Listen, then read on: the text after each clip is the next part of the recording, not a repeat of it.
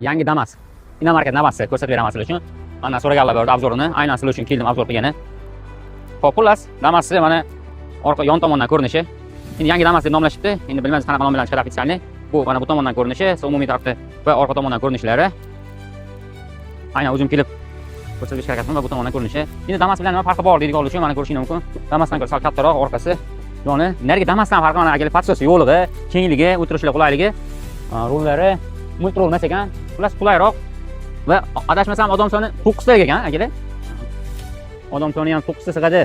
Dedilar, xullas mexanika, uzatma qilsa tablolari chiroyli ekan. O'tirish juda ham qulay ekan. Bu videoni maksimal darajada o'sha Damas minadigan tanishlaringiz jo'natib qo'ysangiz bo'ladi.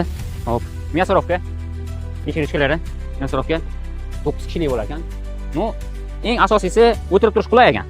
O'tirib turish qulay, eshiklar мясоровка, rullar qulay, torpedalar, mexanika korobka. Xullas akalar o'sha inomarka Damas. Hop, ma'lumot uchun motori 1.2 motor ekan. Gazonasiya bo'ladi dedilar. Rasxoti o'sha 6.5 litrgacha menimcha. Xullas, bu videoni maksimal darajada yangi Damas qanaqa ekan deb yurganlar uchun jo'natib qo'ysam ham bo'laveradi. Hop, akalar, ma'lumot uchun bu mashinaning 6 ta pozitsiyasi bor ekan va narxlari, pozitsiyalari bo'yicha mana umumiy ma'lumotni ham videoga qo'yib qo'yapman. Pauza qilib ham ko'rib olsangiz bo'ladi. Bitta like bosib, yangi Damas qanaqa ekan deb yurganlar uchun bu videoni jo'natib qo'ying.